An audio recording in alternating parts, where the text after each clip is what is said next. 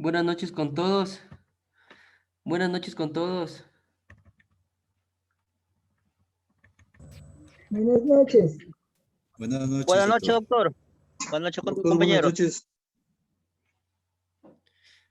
Bueno, buenas noches. Primero esperando que hayan tenido un excelente fin de semana y esperando que esta semana que inicia sea súper buena para cada uno de ustedes en las labores que ustedes desempeñen. Sí. Como ustedes saben, esta es la última clase en relación a lo que se podría hablar bueno, es la última clase en relación a la teoría de la pena, es lo que vamos a hablar hoy, ¿sí? Me parece que ya mañana y pasado y lo que es parte del mes de julio van a tener ustedes clases con el doctor Ochoa y con el doctor Quito. Así que en relación a la clase de hoy, pues nos toca lo que es la teoría de la pena. Y como les manifestaba, con el doctor Ochoa van a ver lo que es la teoría del delito. Y ya con el doctor Quito van a tener algunas clases, nuevas reformas en los delitos, en el Código Orgánico Integral Penal, el sistema acusatorio, la víctima, teoría y práctica de la prueba, litigación oral y la reparación en materia penal. Sí, eso principalmente. El tema de hoy realmente no es de gran extensión, por decirlo de esta manera, en razón de aquello. Esperemos terminar lo más pronto y evidentemente dar unos 5 o 10 minutos para las preguntas que se les puedan presentar a ustedes. Sí. En razón de aquello, les voy a compartir unas diapositivas. Por favor, me pueden avisar si las pueden observar para poder ya empezar la clase. A ver.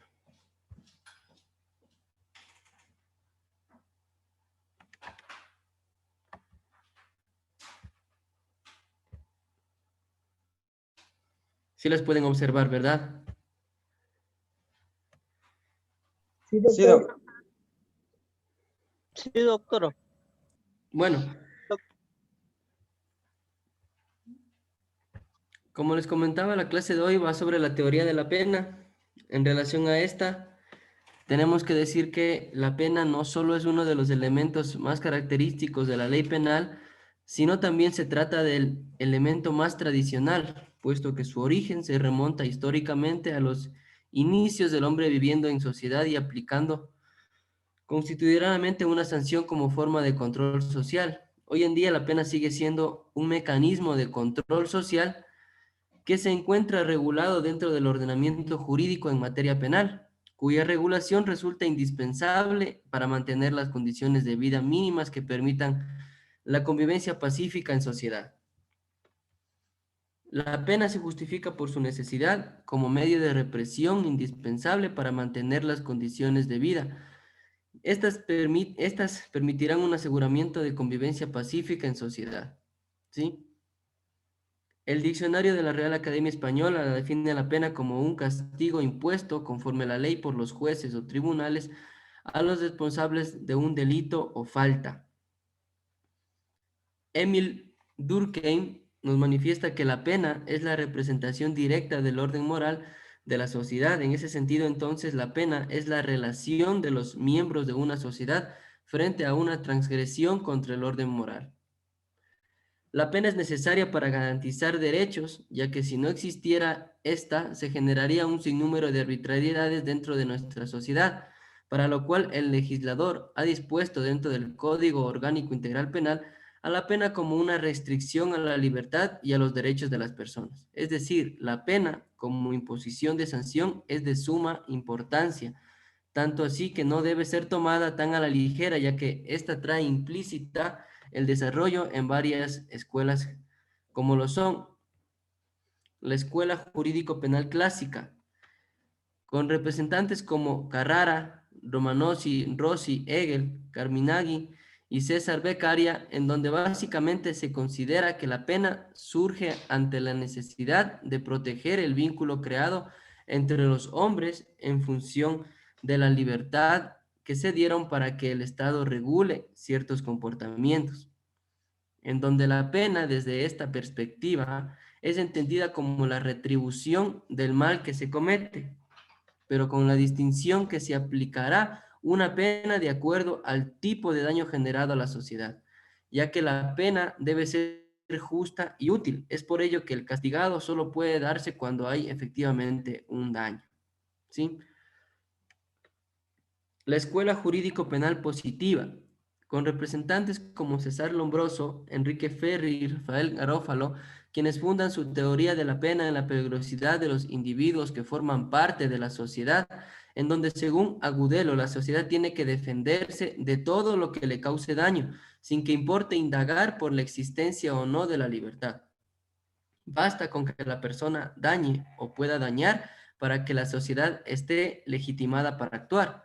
Es decir, se podría decir que lo importante para ellos es que no solo hablan de pena, sino también de sanción, entendiendo como un tratamiento que busca acabar con la peligrosidad y en lo que sea posible lograr la readaptación a la sociedad.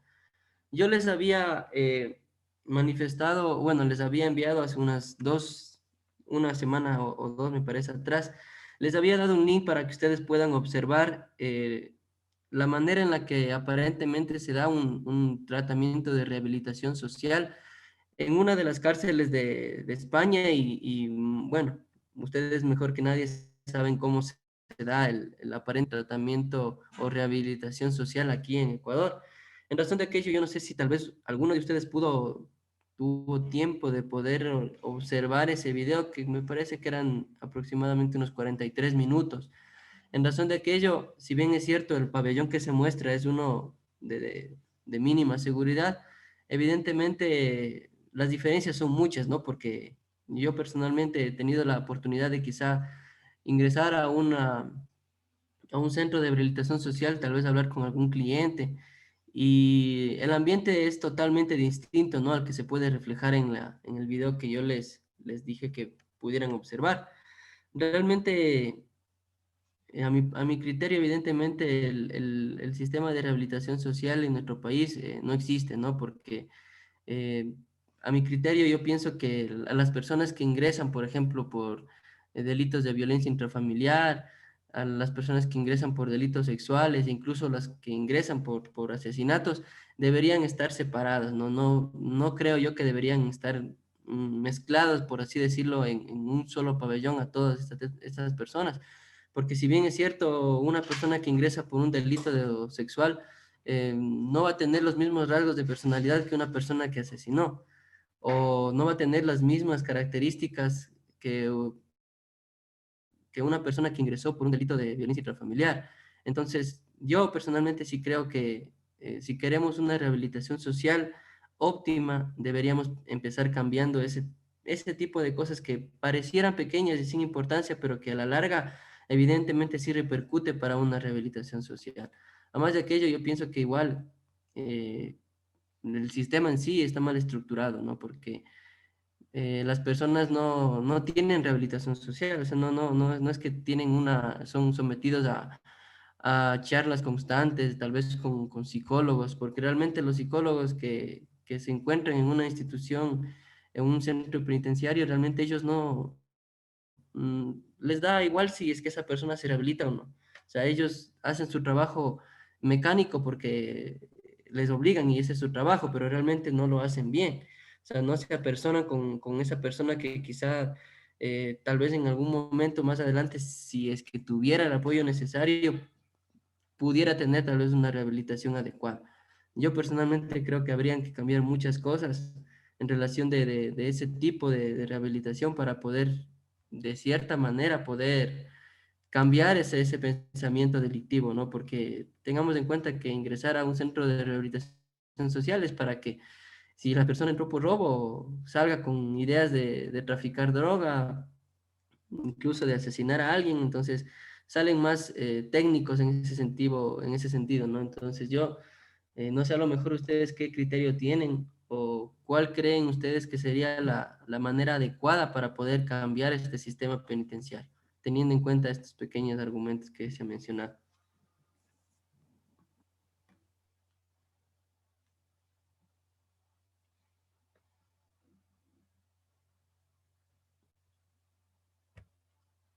Qué creen ustedes que sería práctico cambiar? ¿O qué es lo que está mal? Ustedes son abogados en el libre ejercicio y algunos de ustedes también quizá en algún momento ejercieron, estuvieron ejerciendo un cargo público. ¿Qué piensan ustedes que se debe cambiar o qué está mal en relación a esta pequeña charla? Buenas noches, profe. Buenas noches con todos. Desde mi punto de vista, debería haber una reestructuración total, inclusive dentro de los programas penitenciarios existentes, porque simplemente lo que se está es en papeles. Y de lo dicho a lo hecho hay bastante y mucho que trabajar. El hecho mismo de no tener en las cárceles los pabellones adecuados, o si hay los pabellones, hay demasiado hacinamiento o demasiados presos, si se puede decir, que causan las mismas molestias, la organización, la falta de control. No hay de verdad una política general con respecto a hacer eso a la persona privada de libertad, darle un tratamiento para que pueda salir ya apto para una sociedad en donde respete los principios, los valores, las leyes, sino que acá simplemente hay más cultura con respecto a que sigan delinquiendo. Si tenemos en cuenta la famosa banda de los choneros, desde adentro es donde ordenan y tienen ellos un total caos dentro de lo que son las cárceles, porque ahí se dan las grandes peleas y lo que se ha sucedido a nivel nacional que se conoce por televisión. Para concluir, diría que se necesita un cambio total, no solo de pensamiento, sino una reestructuración con respecto a las políticas dentro de los centros penitenciarios y que de verdad existe un programa que sea evaluado constantemente para ver si es que los señores, los que están privados de su libertad, en verdad están alcanzando o no es su rehabilitación. Gracias.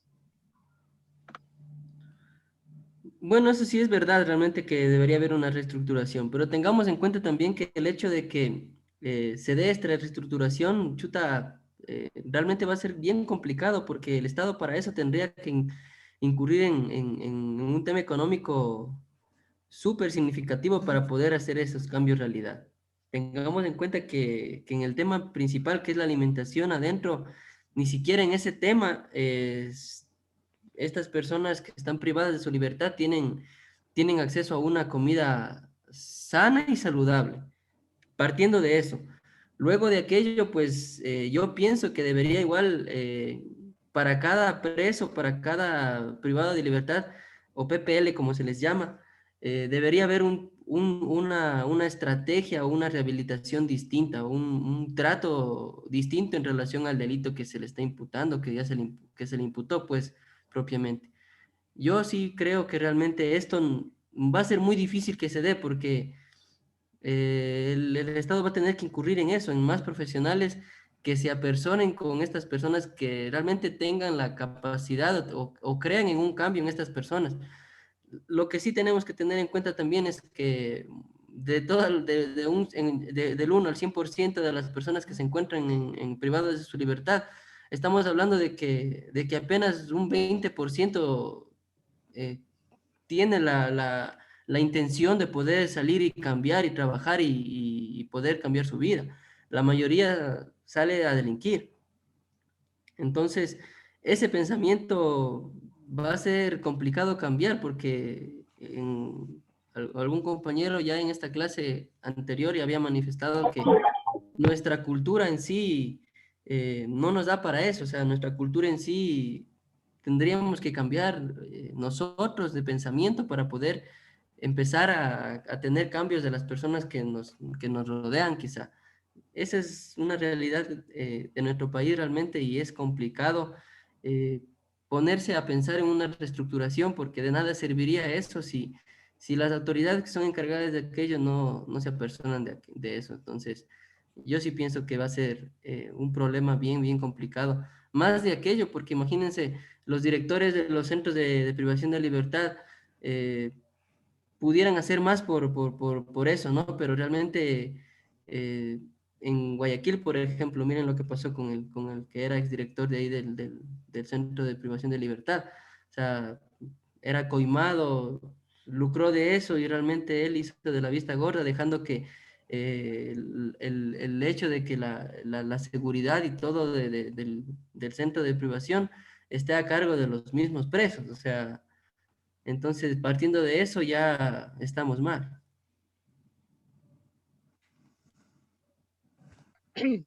Doctor, buenas noches. Haciendo comentario al compañero, también se puede dar cuenta que no solamente en Guayaquil, los PPL, el centro de rehabilitación, sino hablamos de todas las provincias. En este caso también como Machala, mire, la corrupción viene ¿de dónde? De adentro mismo. Por ejemplo, un PPL quiere comunicarse, los mismos guías dan teléfono, armas, le venden un teléfono adentro de la cárcel. Los PPL, ¿cuánto vale? Según el teléfono, unos 500, $300. Y eso se dan la vista buena. Entonces, todo eso viene de la corrupción de los mismos personales de adentro de la centro de rehabilitación social. Entonces, para hacer un cambio de ellos, simplemente ellos deben cambiar la estructura, debe cambiar el personal, un personal capacitado para que pueda corregir a los PPL. Vuelta, ellos, ¿qué hacen ellos? Todo, todo. Yo te vendo un arma, entonces de ahí viene la corrupción. Entonces los PPL, ¿qué dicen? La corrupción viene del mismo director del Centro de Rehabilitación Social. Entonces ellos, ¿qué pueden dar un gran mejoramiento para el PPL? Nada. Entonces, debemos tener en cuenta que el Estado necesita personal capacitado en los centros de rehabilitación social. Entonces, de ahí ellos pueden cambiar. Pero si la corrupción de dentro, lo mismo que nada. Claro, realmente sí, pero imagínese, es cierto que los mismos guías, ¿no? Hablando ya bien claro, los mismos guías son los que ingresan objetos prohibidos a los centros privativos de libertad. Pero tengamos en cuenta que muchas de las veces lo hacen presionados. Algunos lo harán por dinero, sí, porque les pagan bien, pero otros no lo hacen por dinero, otros lo hacen por miedo, porque les amenazan tal vez con hacerles algo a su familia, ya les tienen, ya les investigan previamente, ya saben dónde viven, saben a qué hora salen, a qué hora entran, saben los hijos dónde estudian, y ese tipo de cosas es las que en la reestructuración del sistema penitenciario se tendría que tener en cuenta. Por ejemplo, cambiar completamente el personal de guías, porque los guías que se encuentran ahora mismo ya están viciados, o sea, no todos, pero la gran mayoría están ya caducos, están metidos con un sistema que realmente no ha funcionado y no funcionará. La idea a criterio propio es contar con una institución que directamente los forme y que al ingresar a un centro de privación de libertad, las únicas personas o esta institución encargada de poder designarles sea la única que tenga conocimiento de cuáles son sus nombres, de dónde viven, de su información muy personal. Aparte de aquello que evidentemente tendríamos que tener confidencialidad extrema con estos guías para que no se sepa quiénes son, guardarles en su identidad para que no puedan ser objeto de tal vez de actos corruptos, de coimas, o incluso mismo por el hecho de la presión, porque no todos van a ser objeto de corromperse, pero evidentemente cuando se meten con tu familia, amenazan con hacerte daño a ti o a tu familia, pues evidentemente ahí la honestidad sí se encuentra un poquito quebrantada. O sea, tendríamos que hacer un planteamiento de todo eso realmente, que es la realidad propia ahora, ¿no? Entonces, yo sí pienso que al hacer una reestructuración se tendría que tener en cuenta todas estas cosas, porque como ya bien lo dice el compañero, un teléfono no ingresa sola a la cárcel, o sea, un arma no ingresa sola, licor y ese tipo de objetos no entran solos, o sea, no los mete un familiar.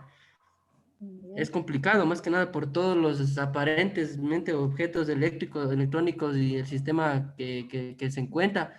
Evidentemente deja entrever que las personas que ingresan ese tipo de objetos son los guías, o sea, nadie más. Pero doctor, hay que tener en cuenta una cuestión también, que no solo son solo los guías, son también los jefes en altos mandos que ordenan y que tienen que cumplir. Entonces, por eso le manifestaba debe ser una reestructuración total y tener un tipo de hablar exclusivamente de lo que es la ética y la moral vendría a ser como una utopía dentro de un centro penitenciario. ¿Por qué? Porque desde los altos mandos comienzan y dicen, ustedes tienen que hacer esto, tienen que hacer el otro. Con respecto a lo que usted decía que debe ser con otro tipo de personal o la reserva, dudo que podría darse. ¿Por qué sentido? Porque en primer lugar nada está en reserva si siempre vamos a seguir permaneciendo con este tipo de corrupción. Que en algún momento dado van a conocer y a saber, es verdad. Pero, por ejemplo, nunca se ha pensado en, por ejemplo, que los PPLs puedan hacer su propio trabajo o salir de ahí. Pero un trabajo no donde se cojan los directores de las cárceles, como sucede en algunas que yo conozco. Ellos tienen, por ejemplo, panadería, tienen de artesanía de muebles y todo, sacan a vender y dicen que les tienen como un fondo, cuando al final no les entregan absolutamente nada. Es verdad que la corrupción está arraigada, pero también es verdad que nosotros debemos dar un proceso de cambio. Y el proceso de cambio, si no se comienza con un pequeño paso, siempre vamos a estar en lo mismo y no vamos a llegar a nada.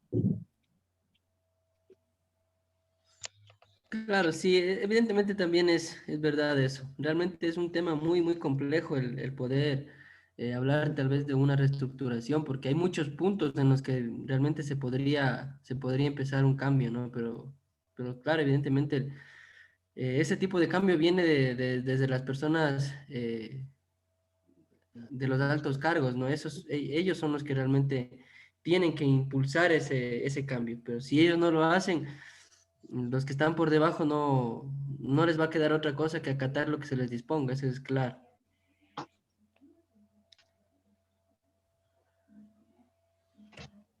¿Aló? Bueno, ¿Cómo está? ¿Cómo va a pasar? Mire, algo para terminar, profesor. dígame, Ya. dígame. Yo presenté un proyecto para que sea realizado, porque estaba haciendo así mismo un diplomado y presenté un proyecto dentro de lo que es de la cárcel de acá, de un centro de privación de libertad de acá de Archidona y de la provincia de Napo. Hemos estado El proyecto, analizando y tenemos que cambiar. Los micrófonos, por favor, no se escucha, compañeros.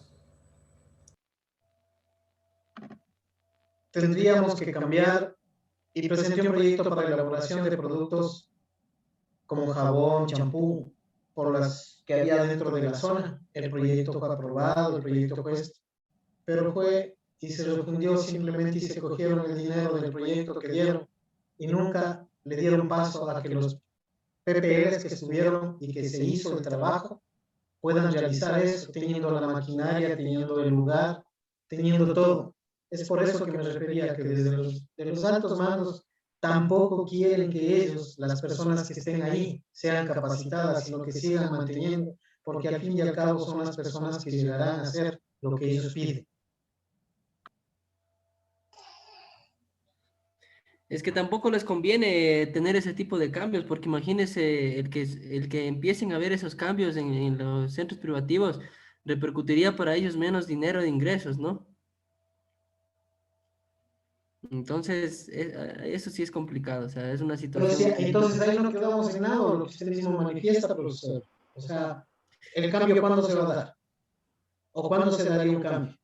Y seguimos manteniendo la línea de la corrupción, entonces nunca se generará un cambio. Por lo menos con el pensamiento se puede decir, bueno, aquí estuvo el proyecto, aquí estuvo esto, si no están haciendo, llegará un momento dado en que sí habrá personas que de verdad tengan esa visión o ese espíritu de trabajo aunado con una ética y valores morales para que puedan salir adelante, si no, pero si no se sigue intentando vamos a quedar en el mismo limbo. Lógicamente, es que el cambio nunca se va a dar hasta cuando no estén al mando autoridades que realmente se comprometan a creer en ese cambio.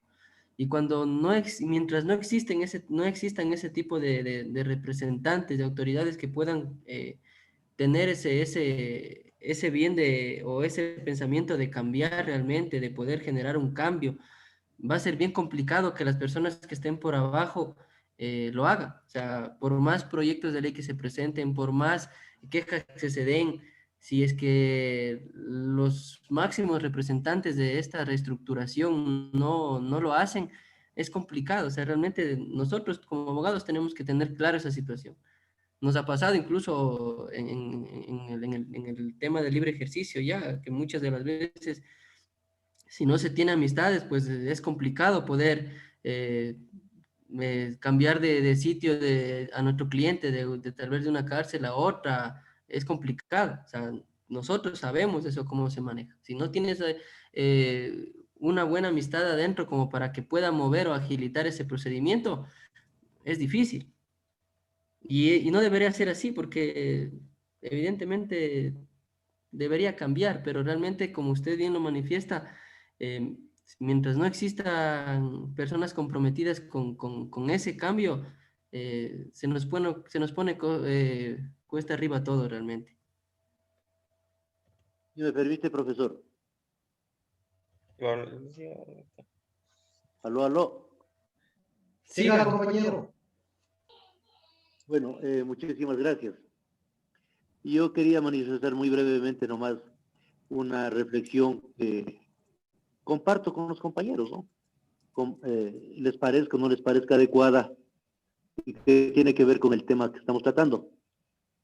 Bien dice la sabiduría popular, en casa de herrero, cuchillo de palo. Nosotros como abogados litigantes siempre estamos preocupados en luchar por la defensa de nuestros defendidos. Muy poco hacemos por defender nuestros propios derechos como abogados que somos. Yo vivo y ejerzo en la provincia y ciudad en donde está el centro de rehabilitación que gran cantidad de PPLs alberga. Y desde hace 7 años, más o menos, yo he tomado mi decisión de no asistir jamás a este centro penitenciario. ¿Por qué razón? Porque yo creo que debemos de tener dignidad. Y parte de la dignidad, en mi caso, por ejemplo, es no aceptar que como profesional del derecho, nadie me meta la mano a chequearme qué tengo. Nadie me pida que me saque el cinturón. Soy un profesional del derecho que me ha costado llegar a este nivel. Yo no acepto que me hagan sacar los zapatos como a cualquier delincuente.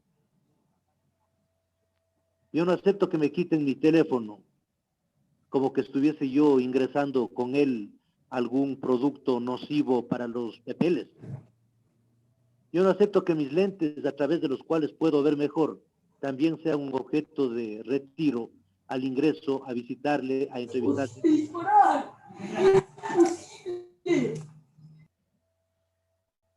Compañero, dejen escuchar al compañero. Siga adelante, compañero. Entonces, los compañeros, colegas, en el libre ejercicio que asisten por su trabajo, obviamente, a los centros de privación de la libertad, somos tratados de esa manera. El cinturón ya solo falta que nos saquen con pantalón y todo. Y encima de eso, obviamente, yo conozco los protocolos de seguridad, por supuesto. Primero está la seguridad y después garantizar que no haya peligro, etcétera. Te entiendo perfectamente. Pero yo sí creo, estimado profesor y compañeros, colegas, abogados, que debe haber una sala adicional. No, no por donde pasa todo el mundo, Raimundo y todo el mundo. Debe haber una sala especial, particular, en donde ingrese el abogado con dignidad, con buen trato. Pero inclusive le hacen pasar inclusive por el escáner para ver qué tiene seguramente en su cuerpo, en su estómago, no sé, en su pene, en su vagina, las mujeres, no sé. Entonces definitivamente nada se ha hecho por tutelar ese derecho, que si bien es verdad, por un lado está la seguridad, yo creo que hay que ponderar derechos también. Por un lado está la seguridad, por supuesto que si yo no me opongo, pero por otro lado está también el trato digno, el trato decente a los profesionales del derecho que vamos a cumplir un trabajo, porque no estamos yendo en procura de otros objetivos. Pero si queremos una reforma penitenciaria y queremos hablar de la problemática interna, empecemos primeramente mejorando las condiciones profesionales del abogado en libre ejercicio. No he regresado, como digo, en 6 años. No pienso regresar porque de nadie me voy a dejar topar. Yo no voy a sacar mis zapatos. Yo no me dejo sacar el cinturón. A mí no me van a quitar el teléfono. A mí no me van a pasar por un escáner porque yo no soy ningún delincuente. Consecuentemente, profesor, ¿Por qué no hacemos nada y nadie hace ni dice nada? Y cada vez se implementan más políticas de maltrato al abogado. Que porque no va a una audiencia tiene que ser sancionado, como que no tuviera causas para no poder asistir. Y tantos inventos que se han dado, ahora en la actualidad, en mis 27 años que llevo de ejercicio profesional, ser abogado realmente no le siento como antes lo sentíamos, en alto grado, alto nivel. Éramos admirados por la sociedad, un trato extraordinario. Ahora parecemos un delincuente más de los centros de rehabilitación. Mil disculpas, compañeros, y es un modesto punto de reflexión nada más. Si me permiten tal vez participar. Siga, doctor. Muchas gracias. Coincido con el compañero Gabriel García. Es verdad lo que él manifiesta. A los que nos ha tocado ingresar dentro de las cárceles somos víctimas muchas veces hasta de burlas. Me ha pasado, aquí en Loja hubo un caso muy particular, pues algún compañero que está aquí de Loja haya conocido que un compañero del derecho que ingresaba estupefacientes en los zapatos. Créame que a partir de eso, a nosotros como abogados que íbamos, que tenían nuestros clientes, es verdad, nos escapaban hasta de desvestir para poder ingresar. Y cuando se presentaba alguna queja en el colegio de abogados de aquí de Loja, decían que iban a mandar una solicitud, que iban a mandar una queja al director, pero eso nunca pasó. Y los pocos que nos pusimos a reclamar éramos mal vistos. Cuando íbamos a ingresar, nos hacían esperar demasiado tiempo, aduciendo de que habían demasiados abogados adentro. Ahora, con esto del COVID, ni las pruebas nos querían hacer, porque no sé si a alguno les pasó cuando íbamos en tiempos de pandemia, nos hacían los reactivos rápidos. Les hacían a todo mundo y cuando uno se quejaba, ni siquiera eso nos daba. Ahora, dentro de la cárcel penitenciaria he tenido el agrado, se podría decir de cierta manera, de visitar la cárcel de Loja, la de Turi, la de Machala, Santo Domingo y Esmeraldas. Créanme que hay cárceles y cárceles en este sentido. Y tengo el gusto de conocer a algunos amigos, guías penitenciarios, amigos policías, policías del GOE, y me manifestaban. Dice, ¿tú crees que los guías solos van a entrar armas, van a entrar estupefacientes? No, dice. Aquí el que manda es un guía y un policía, porque quien revisa al guía es el policía, para poder hacer el filtro. Ahora, hay delincuentes que tienen la osadía, no sé si es osadía, habilidad, destreza, de manipular inclusive agentes de la policía. Tienen la osadía, inclusive, que cuando uno les coge la defensa, le dicen, vea, vaya a hablar con tal policía, él me dio un favor, dígale cuánto nos va a cobrar. Nosotros como abogados estamos expuestos a ciertos riesgos que muchas de las veces no sé de qué manera decirlo, pero creo que estamos muy expuestos a riesgos. Tanto así que es verdad lo que dice el compañero Gabriel. Cuando asesinaron al abogado de esta banda de los choneros, todo mundo señalaba al abogado como que si fuera lo peor. Pero no nos estamos metiendo a la idea de que si nosotros somos abogados penalistas, estamos cogiendo una materia tan complicada y tan difícil como es la materia penal, tenemos que ser conscientes de que no todo mundo nos va a ver bien. Porque quizás cuando uno defiende a 3, 4 personas que son culpables, ya muchos jueces o muchos secretarios o muchos juzgadores nos dicen, este solo anda con delincuentes. Esa ideología tenemos que irla cambiando nosotros como abogados. ¿Y de qué manera? Haciendo las cosas de la mejor forma. Haciéndola en base al conocimiento, en base a la capacidad intelectual. Creo que pedir favores por un proceso no está bien. Y he visto algunos compañeros, abogados, que los estimo mucho, pero no comparto su forma de ejercer. Eso es en cuanto a lo que tenía que manifestarles y creo que lo primero para poder cambiar una cárcel es cambiar un hogar, porque ustedes saben que muchas de las personas que van a pasar en la cárcel dicen son de bajos recursos económicos. No, es mentira eso. Hay gente que tiene un estatus medio que igual se meten a cometer delitos. Tenemos que cambiar el hogar para cambiar una sociedad, porque ese es el núcleo de la sociedad. Muchas gracias y sepan disculpar.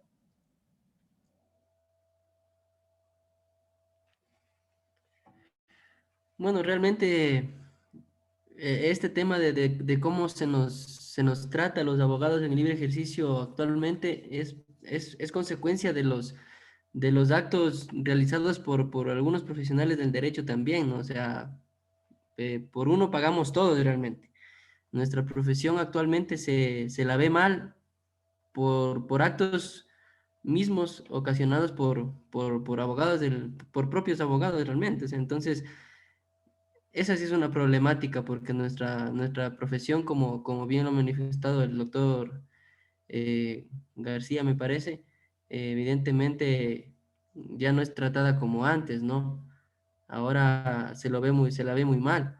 Y esas son cosas que realmente, para que cambien, tendríamos que evidentemente, o tendrían que dar un apoyo, un respaldo a los colegios el colegio de abogados de las diferentes provincias a fin de que se vuelva a tener a la carrera de derecho como, o al profesional del derecho como una profesión de las primeras, ¿no? Por no ser la principal, porque sabemos que por historia el derecho es una de las principales carreras que surgió. Entonces, en razón de aquello, se debería volver a dar ese paso, a darle al abogado del derecho el valor que este tiene y el aporte que este da a la sociedad.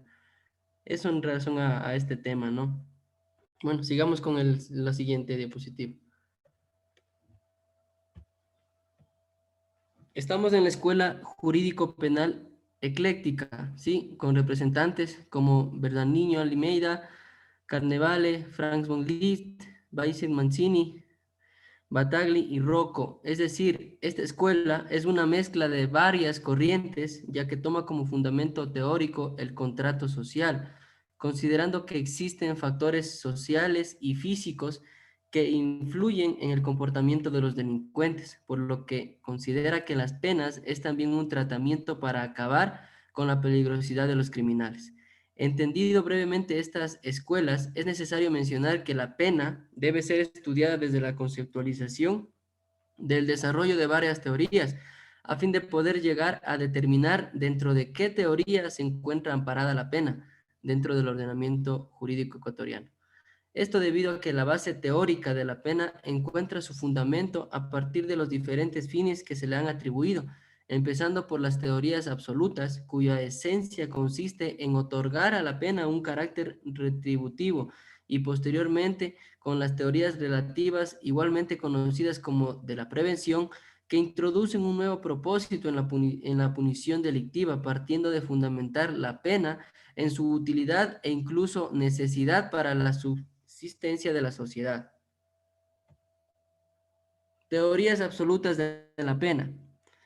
Para Mario Durán Migliari, el surgimiento de esta teoría puede explicarse históricamente como una reacción ideológica centrada en la revalorización del hombre como tal y en sí mismo, y en la preocupación por la dignidad del condenado, frente a los abusos del antiguo régimen, de los primeros revolucionarios burgueses, y en contra de las concepciones utilitaristas de la pena, muchas de ellas fundadas en el contrato social propuestas por los penalistas de la Ilustración.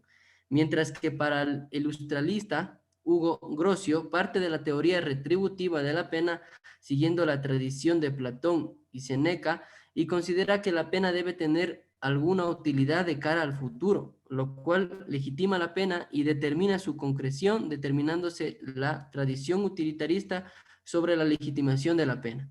Es decir, desde esta óptica debe entenderse a la pena como producto de una serie de planteamientos lógicos que dominaba en su época, a la que precisamente reprochaba Hegel, que trataba al condenado como un perro con un palo, en lugar de respetar su honor y su libertad.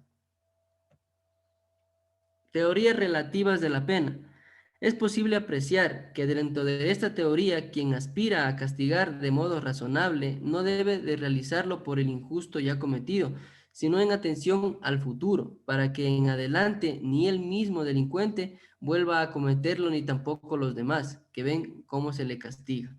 planteando de esta manera unas teorías que se desarrollan de la siguiente manera. Teoría de la prevención general negativa, conocida también como prevención intimidatoria, pretende disuadir al infractor normativo mediante el castigo penal. Fue expuesta por Beccaria y Betham, y posteriormente con la contribución de Feuerbach y Romanosi, en donde el castigo ejemplar es reemplazado por la coacción psicológica que sobre los ciudadanos ejerce la pena, determinando, por un lado, se criminalizan nuevos comportamientos y por otro, se amplían los márgenes de pena, es decir, se instrumentaliza al individuo para la obtención de dichos fines mediante la intimidación. Teoría de la coacción psicológica de Feuerbach. Parte de la idea de la coacción física del Estado para prevenir la comisión de delitos era insuficiente, ya que la finalidad del Estado es por consiguiente la garantía de los derechos, es decir, de la recíproca libertad de todos los ciudadanos, y para ello el Estado debe dotarse de la violencia coactiva necesaria para poder imponer los derechos, en donde la finalidad de la pena es, en definitiva, la prevención, pero nunca a través de la ejecución, sino a través de la amenaza. Teorías de la prevención general positiva.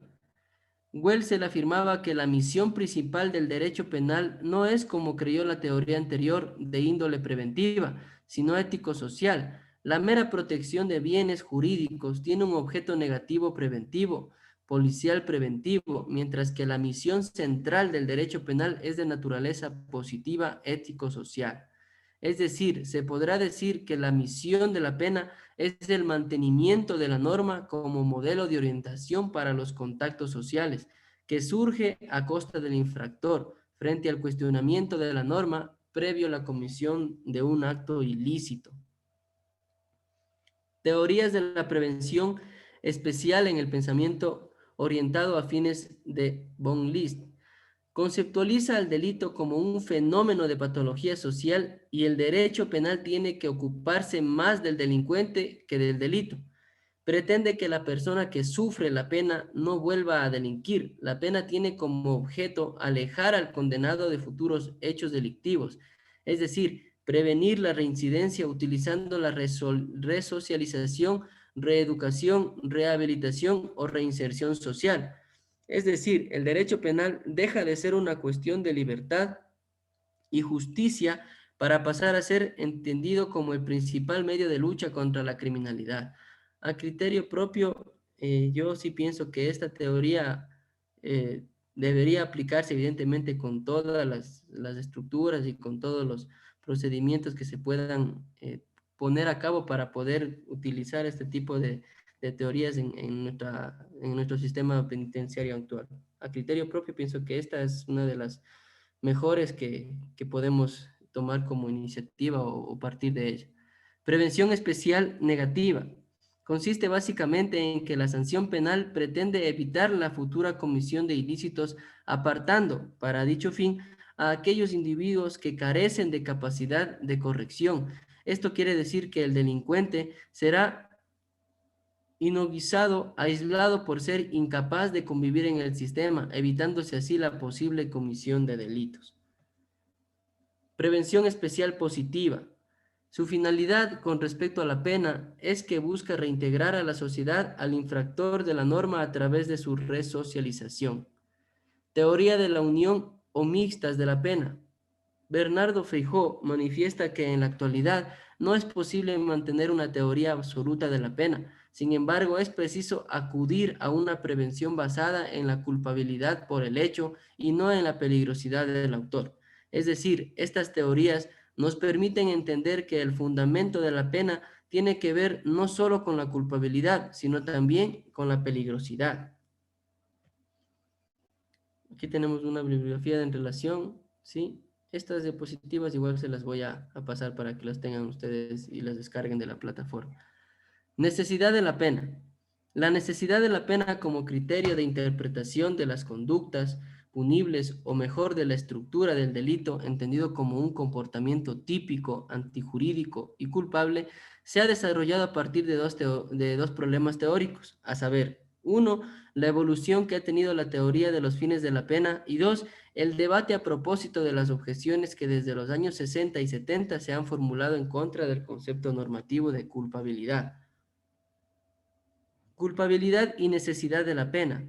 Existe una relación íntima entre el concepto de culpabilidad y el de pena. Es trascendental definir qué se va a entender por culpabilidad para efectos de entender el derecho a castigar y la imposición de una sanción penal. El debate en torno al concepto de culpabilidad resulta esencial en un Estado social y democrático de derechos que sea respetuoso de las garantías y libertades individuales, así como de la dignidad humana, no solamente porque en esta categoría de la estructura del delito se ha identificado una de las barreras de contención más importantes para evitar la configuración de un derecho penal de autor o basado en la responsabilidad objetiva, sino también porque a propósito de ella se han elaborado las diferentes posturas sobre la necesidad de la pena frente a la teoría del delito. Actualmente se ha consolidado el concepto normativo de culpabilidad, cuyo desarrollo se inició a partir de los años 30, superando el concepto psicológico, según el cual esta categoría se refiere al juicio de reproche que se realiza a quien obra contrario a derecho, pudiendo obrar de otro modo de acuerdo con este concepto la culpabilidad, que puede tener dos contenidos distintos. Uno compuesto por la imputabilidad del agente, la exigencia de dolo o culpa y la ausencia de causas de no exigibilidad de una acción adecuada a derecho propio de un concepto causal de acción, y otro formado por la imputabilidad del agente, el conocimiento de la antijuricidad, la exigibilidad de otra conducta y la ausencia de causales e inculpabilidad propio de un concepto final de acción. ¿Sí? Esto en relación a este tema. No sé si alguien tiene alguna pregunta en relación a esto, que realmente estos son temas generales, no tiene mucha trascendencia en sí.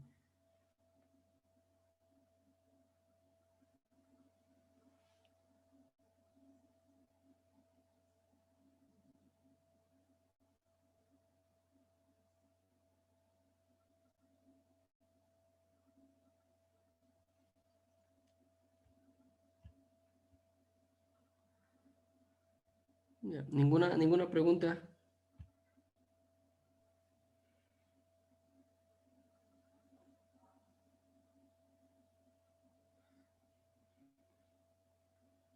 Vamos en la clase me parece que es en la primera semana, la segunda semana de julio, vamos a dar lo que son temas de violencia intrafamiliar. Para eso yo les voy a dejar ahorita los links para no verlos de ese día porque son un poquito largos. En relación a aquello les voy a dar los links para que ustedes puedan darlos. A ver.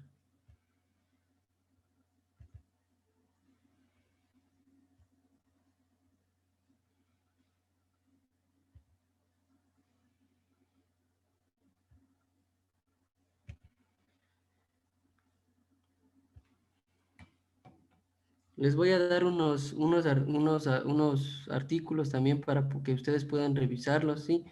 De todas maneras voy a abrir el chat para poder enviarles este link y ustedes puedan revisarlo cuando tengan tiempo. A ver.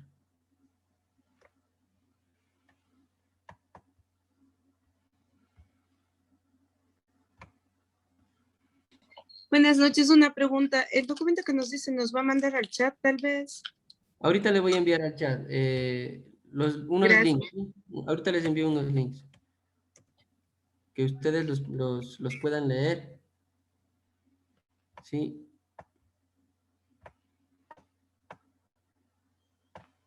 No sé si ya los pueden visualizar. Nos envió al chat de aquí de Zoom. Sí, a este chat les estoy enviando.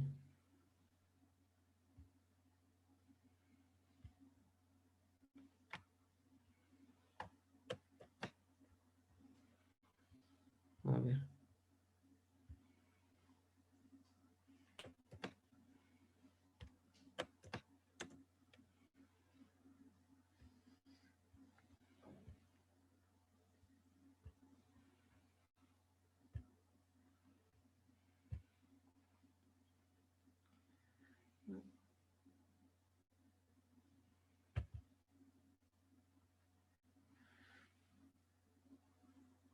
Este que les voy a enviar ahorita es muy interesante para las personas que deseen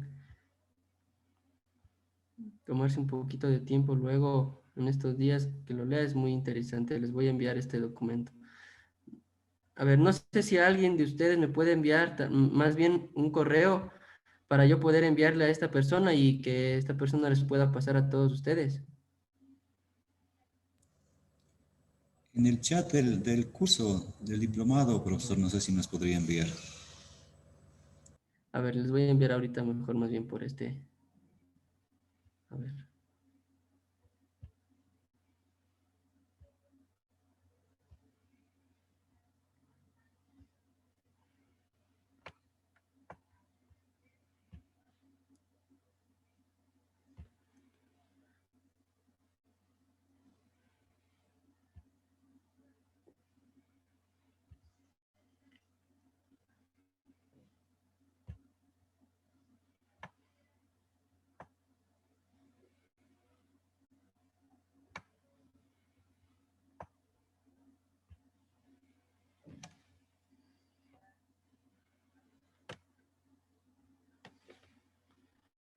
A ver, ya les envié, a ver si se les abre.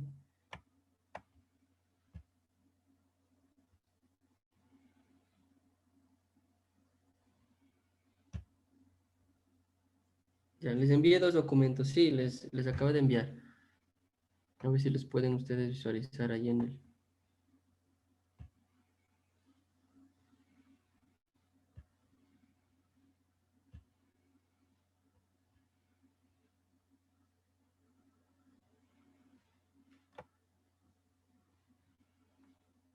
Este de realidad y política penitenciaria es en relación a lo que estábamos hablando antes, sí, para que ustedes puedan un poquito comparar entre lo que se maneja en España y lo relacionado aquí, ¿no? Lo que nos mandó fue 3 enlaces que mandó al chat de aquí del Zoom, pero al chat del grupo del diplomado no nos ha mandado ninguno, doctor.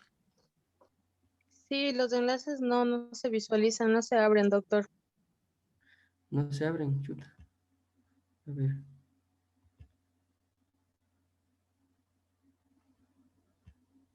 Ahorita llegó al chat, doctor, muchas gracias. Sí, esos dos, los que les hablé ahorita son los dos documentos les tiene que haber llegado ya. Sí, así es, doctor, los fines de la pena y boletín criminológico. Realidad y política penitenciaria son los que llegaron. Ya. Ya, ok, eso es relación. Y, voy a ver, este es un poco más extenso, voy a ver si mañana le envío al coordinador para que le suba este documento mejor a la plataforma y que ustedes los descarguen de manera directa de ahí. Sí se va a tardar en cargar. Bueno, si pueden, si tienen tiempo, evidentemente, léanlo, no se van a demorar, exagerando una horita, una media hora en leerlo, para que ustedes puedan hacer una comparativa en relación a eso. De los enlaces, no sé si se les abrió, porque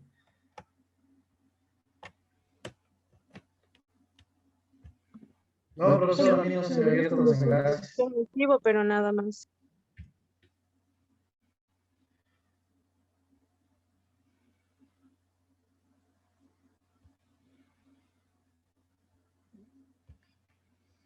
a ver, les voy a enviar al grupo del WhatsApp para ver si por ahí se puede visualizar.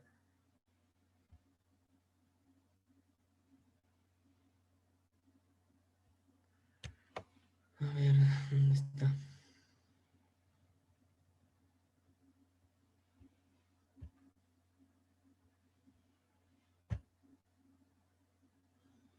Ya, ok, ya le envié.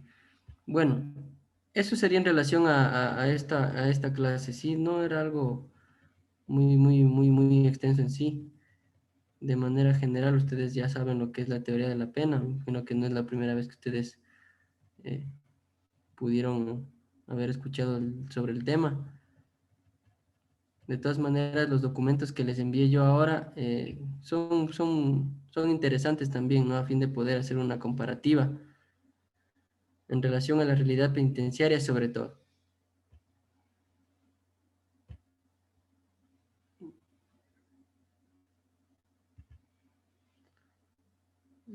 Les voy a enviar sobre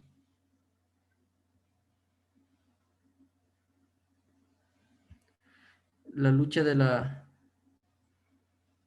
sobre la corrupción política. Les voy también a enviar este documento para que los puedan ustedes ir leyendo porque este tema lo vamos a tratar, pero sí sería bueno que ustedes lean un poquito de esto para estar un poquito más empapados del tema. Doctor, Profesor, ¿no sería preferible que le suba a lo que nosotros nos han dado dentro de lo que es aquí mismo del diplomado? Sí, sí, les envío por aquí porque realmente ya les pasé unas diapositivas al coordinador. Me imagino que tal vez se olvidó de subir a la plataforma, pero de todas maneras yo les envío estos documentos. Mañana yo le envío todo esto, lo que les envío ahorita, le voy a enviar a él para que también los pueda subir a la plataforma. Doctor, en el enlace que nos envía de Atlantic, a mí me sale dónde comprar suplementos, cuáles son las opiniones, cosas así. No me sale nada más. No, está mal el enlace, entonces no sé por qué no se puede visualizar. Ya les reviso. A ver.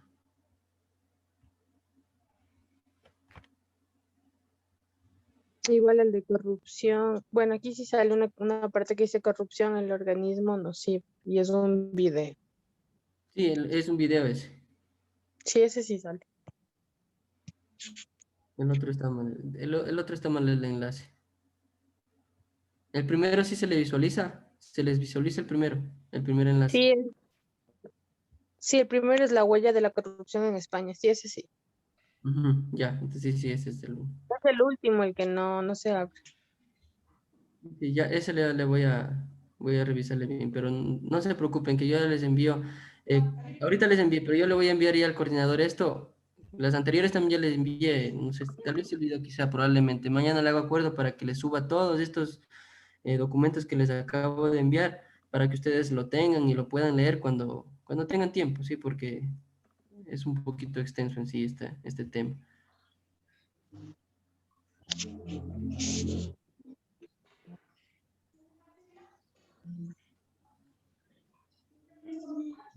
Yo les voy a enviar esto mañana al coordinador para que les tenga listo ya. Yo les voy a subir eso al sitio. ¿Ya bajaron todo lo de atrás? Bájenlo de atrás porque mañana me voy. Por favor. Aquí está, no sé dónde sea, pero aquí hay un nido de hormigas. Un nido de hormigas porque hoy son unas hormigas así, casi imperceptibles. Sí. Cuidado con las hormigas.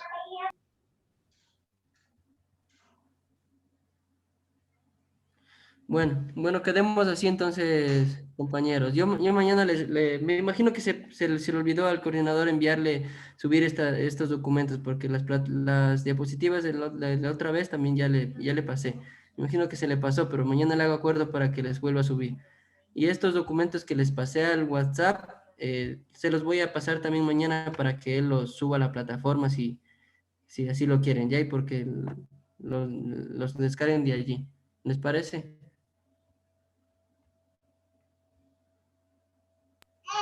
Muy amable, doctor. Sí, para la clase de la corrupción política, sí sería importante que se lean los últimos archivos que les envío en relación a los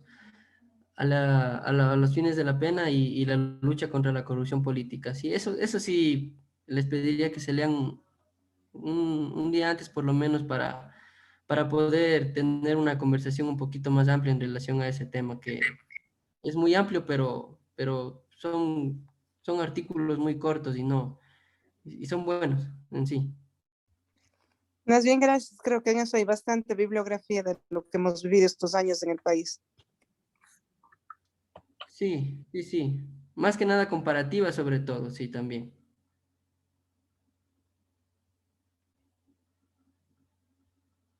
Bueno, quedemos así entonces, compañeros. Les dejo estos documentos para que ustedes puedan revisarlos. Yo mañana me comprometo a enviarle todo esto al coordinador para que les vuelva, les suba pues, porque creo que se le pasó. Pero mañana le insisto un poquito para que les suba mañana al sistema, máximo al mediodía, que ya tengan ustedes en la plataforma esos archivos y los puedan descargar.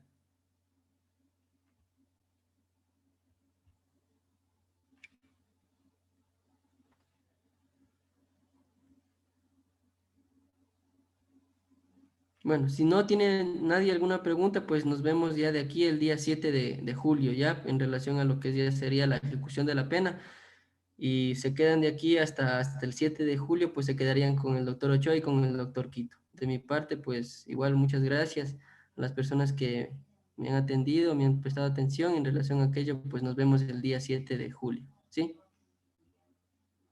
Doctor, no sabía que nos prometió subir también a la plataforma las obras de los libros también.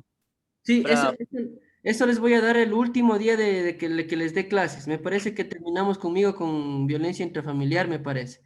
En relación a eso, les voy a enviar yo toda la bibliografía de todo lo que se les ha dado. Sí, no se preocupen en ese sentido. también los libros también que nos recomendó el leer también.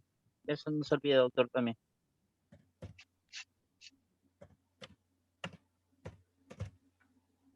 Sí, ahorita Doctor, antes de que se termine la clase, saliendo del contexto, no sé si compañeros me podrían ayudar. Yo, bueno, prácticamente estoy recién empezando a ejercer mi profesión, entonces tengo una pequeña duda.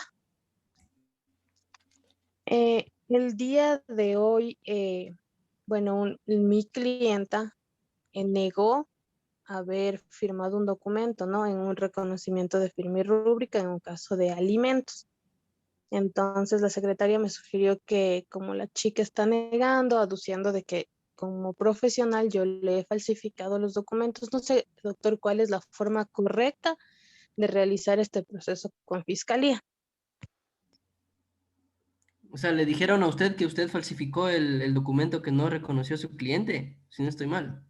Exactamente, doctor. ¿Y qué documento aduce que usted falsificó o que cambió?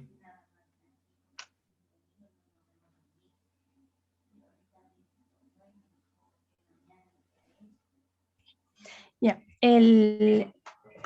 a ver, la señorita solicitó que iba a aceptar que había recibido el dinero por concepto de pensiones por parte del alimentante.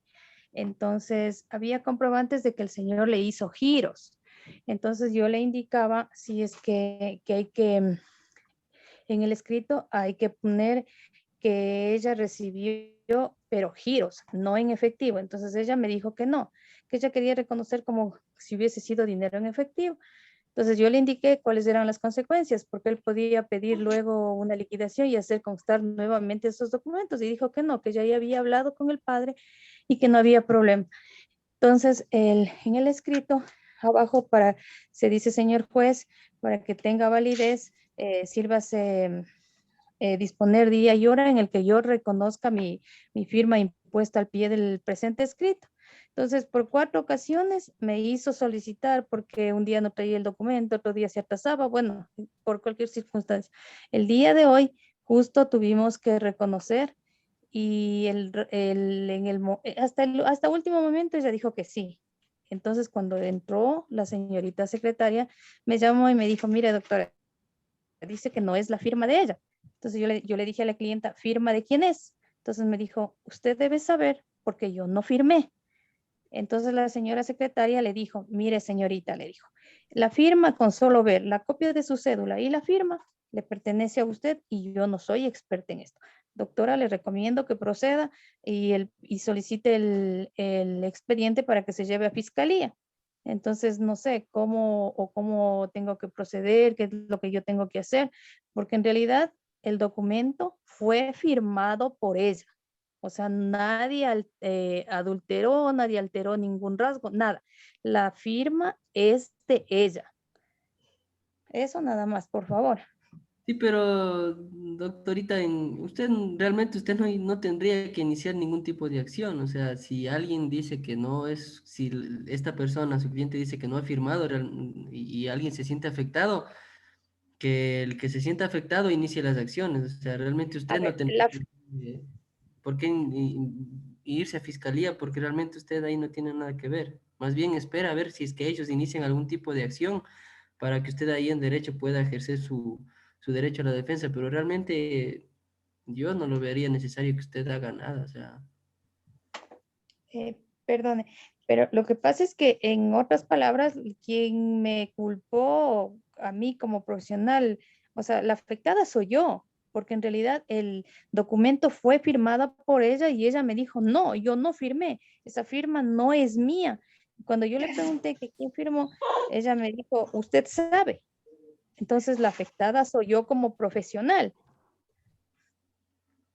Ya lo entendí. O sea, usted está más que nada está consternada por el hecho de que ella sabe que usted sabe que ella firmó, pero luego le negó delante de la secretaria.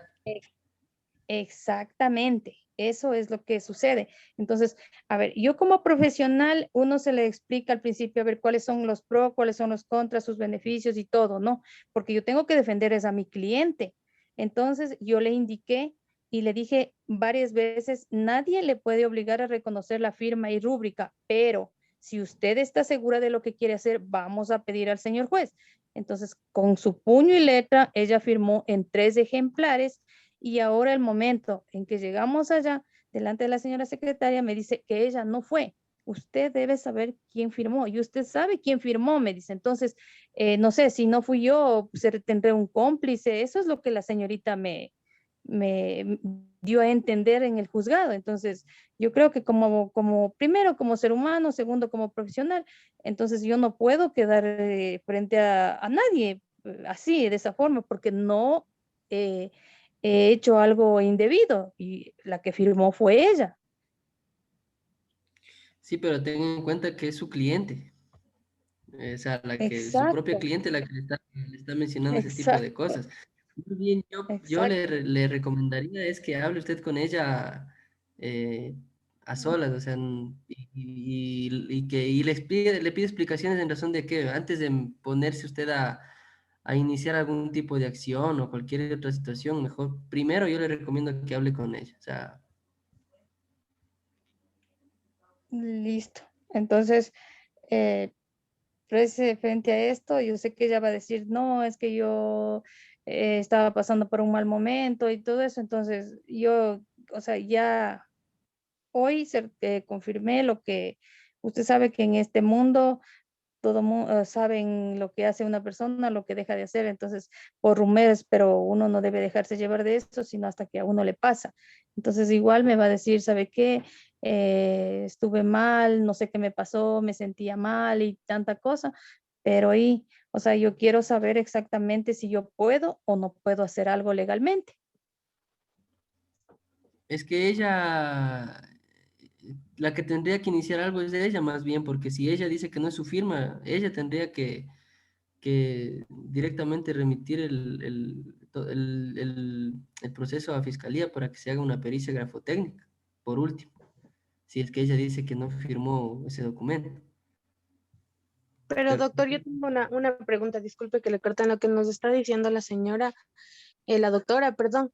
eh, Prácticamente le está diciendo a ella que ella es la que le falsificó, o sea, por ese lado no se puede iniciar algún o sea, proceso, su algo, cliente, su cliente porque está la pidiendo acusó el acta directamente a incluso. usted.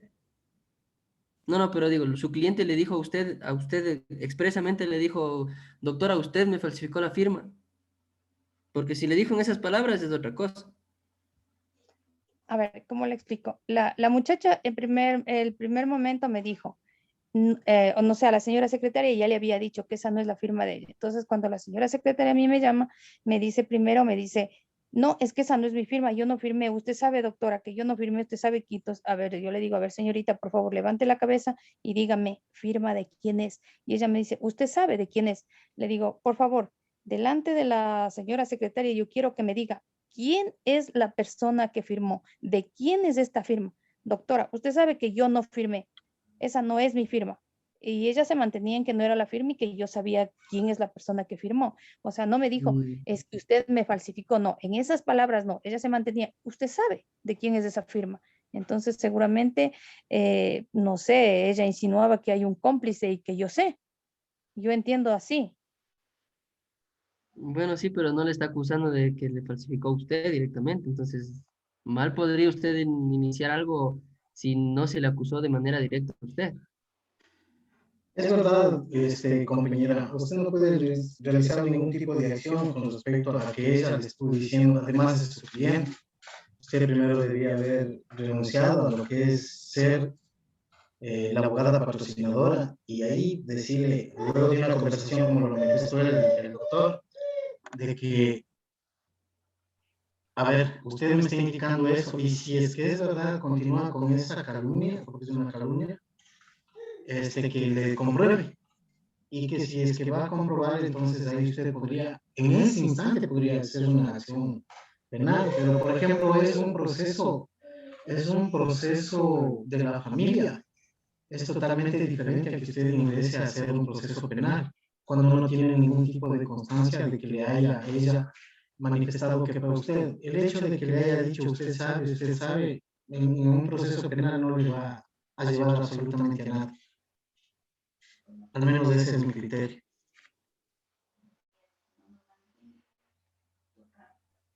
Bueno, muchas gracias y bueno, en este mundo nos topamos con todo y vamos aprendiendo, ¿no? Más bien, muy amables, gracias.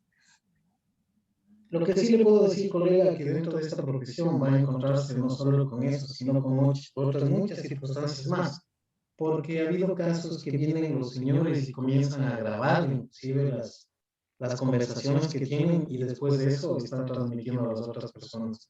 Así que si usted está en esta profesión, la profesión es muy linda y muy bella cuando se ejerce con ética y con principios, pero cuando hay otro tipo de profesionales que lo único que buscan es tratar de decir yo soy de los buenos, de lo mejor, tratando de dañar a la gente, va a encontrarse muchos en el camino. Lo que sí es debe estar preparada para enfrentar y afrontar este tipo de situaciones y pensar con cabeza fría en verdad lo que le dijo y analizar qué es lo que puede usted realizar de acuerdo a la normativa legal.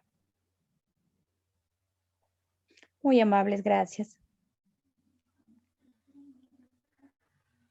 Bueno, compañeros, por mi parte tengan una buena noche. Nos veremos el 7 de julio. Sí. Buenas noches, profesor. Gracias. Muchísimas gracias, doctor. Hasta mañana, compañeros. Muchísimas gracias, doctor. Gracias, Buenas profesor. noches. Hasta luego con todos. Hasta la próxima. Buenas noches. Pues bueno, doctor, buenas noches, compañeros. Hasta mañana. Hasta mañana. Mañana. Buenas noches. Mañana. Buenas noches, compañeros.